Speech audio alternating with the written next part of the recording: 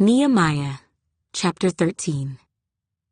On that day, they read from the book of Moses in the hearing of the people, and in it was found written that no Ammonite or Moabite should ever come into the assembly of God, because they had not met the children of Israel with bread and water, but hired Balaam against them to curse them.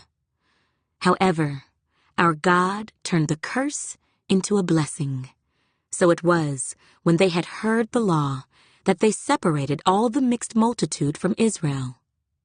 Now before this, Eliashib the priest, having authority over the storerooms of the house of our God, was allied with Tobiah, and he had prepared for him a large room, where previously they had stored the grain offerings, the frankincense, the articles, the tithes of grain, the new wine and oil, which were commanded to be given to the Levites and singers and gatekeepers, and the offerings for the priests.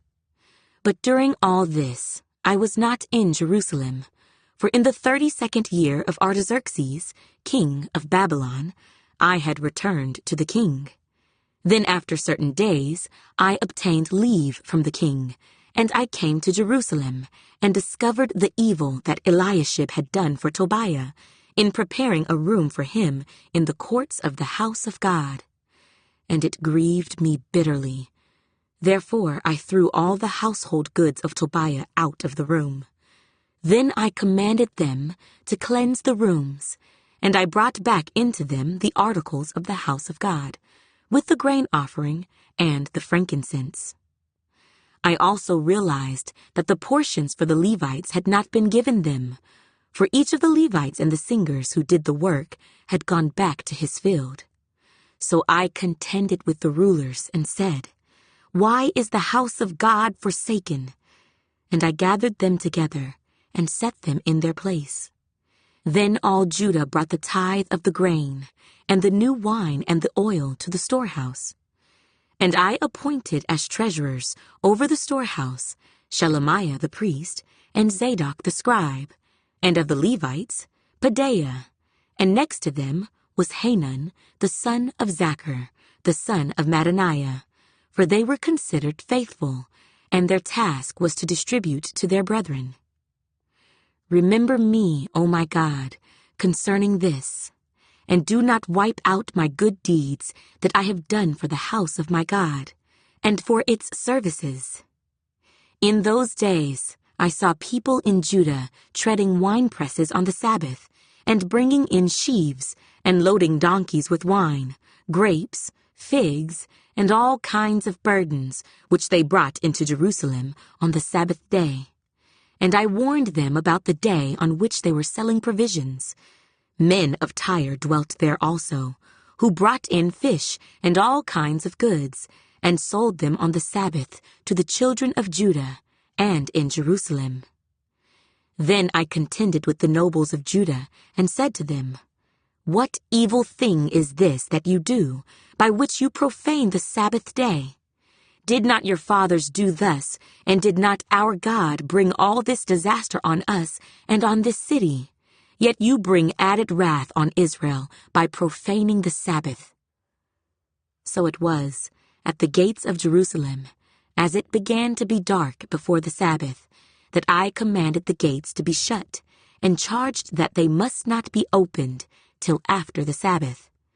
Then I posted some of my servants at the gates, so that no burdens would be brought in on the Sabbath day. Now the merchants and sellers of all kinds of wares lodged outside Jerusalem once or twice. Then I warned them, and said to them, "Why do you spend the night around the wall? If you do so again, I will lay hands on you." From that time on, they came no more on the Sabbath. And I commanded the Levites that they should cleanse themselves, and that they should go and guard the gates, to sanctify the Sabbath day. Remember me, O my God, concerning this also, and spare me according to the greatness of your mercy.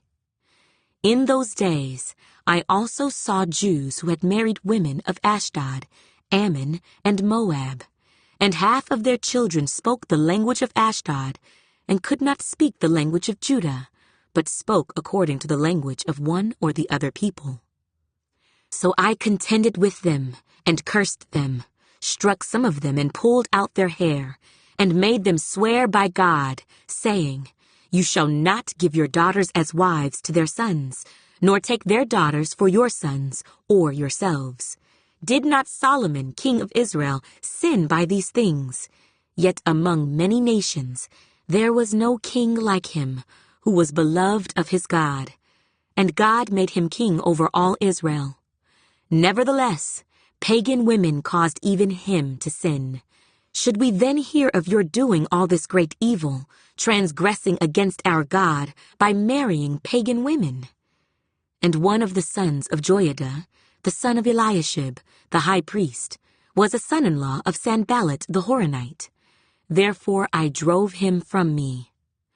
Remember them, O my God, because they have defiled the priesthood and the covenant of the priesthood and the Levites. Thus I cleansed them of everything pagan.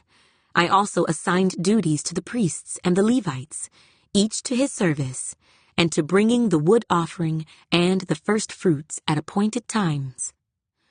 Remember me, O my God, for good.